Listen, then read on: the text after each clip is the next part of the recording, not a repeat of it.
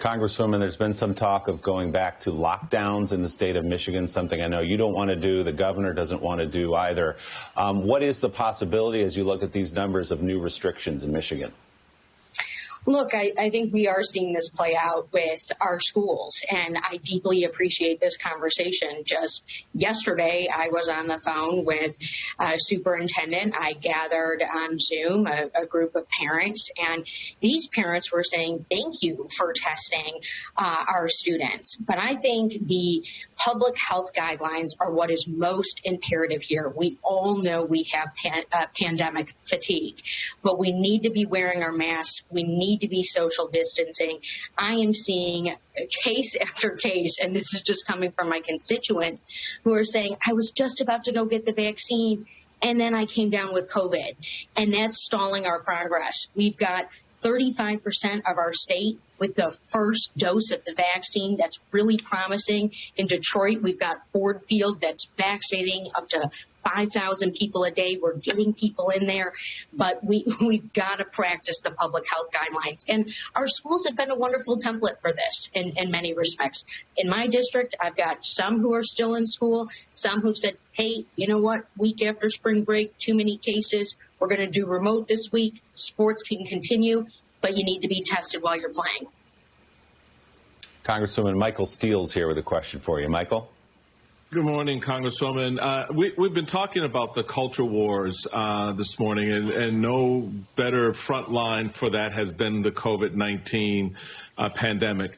Michigan was at the forefront of that in many respects with the protests at the state capitol and so forth and going up against the governor.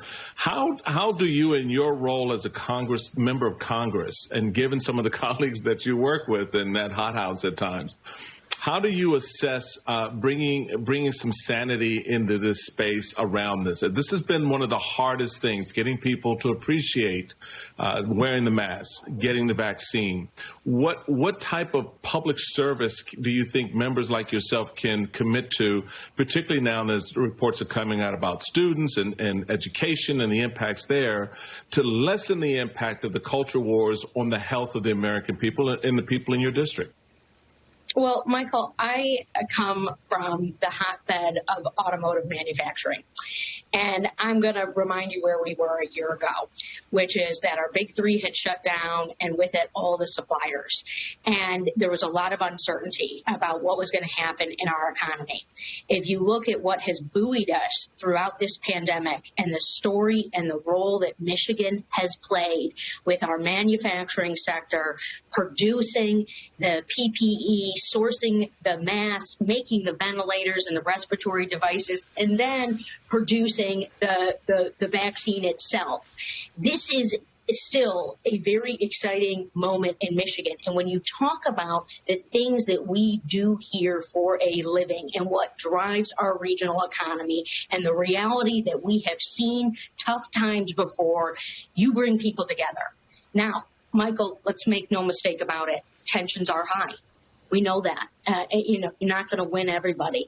But what I have been doing over this Easter holiday, as I've had the privilege to be in my district and just every so often connect one-on-one with people, is I listen. I commit to listening. I commit to learning.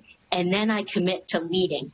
And that is, as a public official, how I can be successful as somebody who is trying to unite and also deliver. And we're also seeing that with President Joe Biden's agenda, unity through delivery. COVID rescue is here. All right. Michigan Congresswoman Haley Stevens and Dr. Rob Davidson, thank you both for keeping us posted on what's happening inside your state. We'll be talking much more, I'm sure. And coming up,